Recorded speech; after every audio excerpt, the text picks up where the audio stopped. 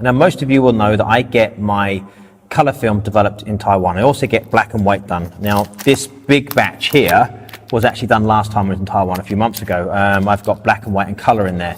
That's medium format and 35mm. Now, when I get home, I normally scan my film, which I scan it with, wait a minute, this whacking great big thing, which is the Epson V800, which is a good scanner. Good scanner, I say, not a great scanner, it's a good scanner. I don't think it's as good as getting a lab to scan the film, but to be truthful, there's nowhere in New Zealand that does a good scan anymore. So I've been tolerating the V800 and working with that. Now, the problem is with the V800, it takes a long time to scan a roll of film. It's a long process, and to be honest, you get a lot of dust because you've got a big sheet of glass you've got to clean, and the negative as well. So I wanted something that I could scan my negatives while I'm overseas in the hotel, so it's a portable system, and would give me better quality. Now, a few people mentioned to me a new software which is called Negative Lab Pro, which is a plugin for Lightroom, which we will get to later on, which you do need to do this process. But what I'm going to show you is a very simple way to scan your negatives with a digital camera, mirrorless or digital SLR, whatever you want to use, as long as it's got a macro function or a macro lens. Now, this is the Panasonic G9, and this has the 30mm Panasonic macro lens. So I'm going to use that to scan or digitalize. Yes, it's actually a word, digitalize the negatives using the camera. And then we're going to put them into Lightroom, and then we're just going to process them. And it's a really easy process. It's so much easier than using the Epson V800. It only takes a few minutes to set up the system. But what I'm going to show you is first how I put my negatives into the negative holder. Now, these I picked up online. Most of the items I'm using in this video will be down below in the description, so you guys can click on the links and check out the items for yourself. Now, these are negative holders. I don't know what they were designed for, but they work really well. So they come apart like that. Okay, we're going to remove the negatives out of the way. Okay, so you've got three parts to it. You've got the top plate, you've got a bottom metal plate, you've got the sandwich part like this, which works really well. Okay, so all you do, and it's really easy, you put the bottom plate, which is metal, underneath it. You line it up with the holes like that, okay? And then you get a negative. We're going to use medium format for this. So you put the negative inside like so, and then you use this top bit, which has magnets on it as well, and that flattens everything in there. Then you close the top like that, okay? Very easy. Pull that off, drop the bottom bit off, and then you have this perfectly straight, tight negative inside this holder. And the nice thing is you get the outside edge of the negative. Now, if you're using the V800, the software actually takes away that. It actually crops the image for you. You can crop the image how you want with this, and you get that nice edge. If you want to leave the edge on there, which some photos do look really nice with the actual negative edge around it. And they actually do a 35mm version too, which is here. So we're going to use the medium format one. And what else you will need is a light box or a light table, but most people call them light boxes, which is this one here. Now, this is quite a large one. I ordered the wrong one basically, but we'll use this for the video. You can get much smaller than this. It's an LED panel. Now, this has a built-in battery as well. The built-in battery is fine to travel with as long as it's built into the device. There's no problem with that at all. You can chuck it in your luggage and you know where you go. So if you turn it on, see, it's a light panel. It gets quite good light actually. And it's variable as well. You can brighten it or darken it just by holding the power button. So it will dim down, and if you tap it again, it will brighten up again. Very simple system. So what we're going to do now, we're going to do the setup. So first of all, you must make sure that your surface is level that you're working from, that the actual light box is sitting on, that is dead level. And then also your camera must be level. But what I'm going to show you is what I use is a really right stuff out plate, which is here.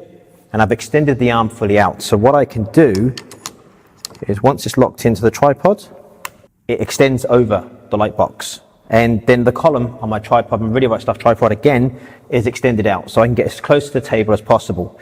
Now, to get the camera level, yes, you can use the electronic level inside the camera. I prefer to use this to get my camera level, which is a three-way spirit level, basically. You slide it into the hot shoe, and then you can make sure everything is level, like that. So everything must be level, because if you're not level, the base is not level and the camera's not level, part of the negative will be out of focus and then you're going to have problems. I've already loaded some negatives into the negative holder, and it's very, very easy to do this. So you basically line it up the camera, I find it works really well if I use the grid lines on there and I just manually focus it in, and also around about 5.6 and the lowest ISO obviously the camera goes to, and use a 2-second timer. So once I've lined up my photo, I leave a little bit of edge around it so you can crop it in later on, and I just focus it, set the timer, and it's as easy as that. And then I move over to the next slide, which is there. Again, the focus is already done. I'm already pre-focused. Set the timer. And the great thing with the G9 is it has the high res mode. So if I let it do its job, and it will build that photo, and you'll actually have a high res photo. Now, we're going to head over to the computer now, and I'm going to show you how to quickly edit these digital files in Negative Lab Pro. This is just a quick look at the software, Negative Lab Pro, which is a plugin for Lightroom. Now, I've got a few images here that I've scanned that we're going to go through, so I'll enlarge the screen. Right, okay, now what you'll need to do, first off, is you pick an image and you crop it. Now you need to take a white balance from the actual image. So you just click that, and it will correct it. And then you push Control N, and it will bring up the software. Now, Negative Lab Pro is a free download with a 14-day trial, so you can actually test it for yourself, which is great.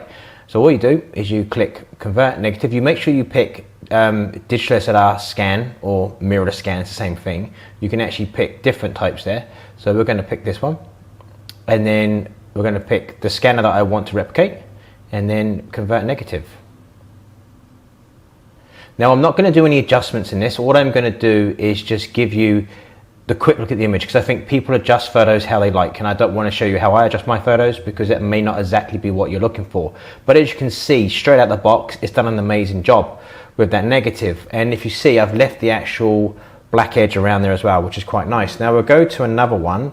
Now this negative was shot on CineStill 800T. So we're going to do the same, Control N, it brings it up. Everything's all ready to go, and it'll convert negative. And again, I'm not going to do any editing to the negative. I'm just going to show you how good it converts straight out of the box. And there you go. You can see it's done a really, really good job with the actual negative. And as you can see, I've got those really cool orbs that you get on the red lights from CineStill 800T. And it does a good job of black and whites. Now, this image here I actually shot in Taiwan as part of my exhibition. I had my medium format camera with me. So I thought what I'd do, I'd grab some black and white photos while I was there as well. So what you can do is you can obviously straighten the image like that, and you can actually crop it as well. So you can take as much away as you want, or you can keep as much. And it's very, very simple on Lightroom. You just crop the image how you want, like that. Okay, and then again, Control N, and then you can pick black and white and convert negative. And again, I'm not going to do any editing. I'm just going to show you the very simple conversion of this, which looks like that. We'll do one more. Now this one again I've cropped, and again you use auto white balance. Okay, then Control N, and again convert negative. And it's very, very simple, and it's very, very quick.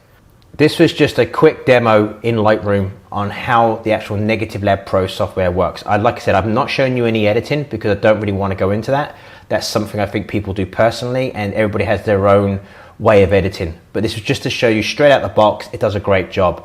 And there's a direct link to Negative Lab Pro website where you can download a 14-day free trial so you can try it for yourself. So I downloaded the 14-day free trial, tested it, and straight away got the software. It is that good. It is a great software to use.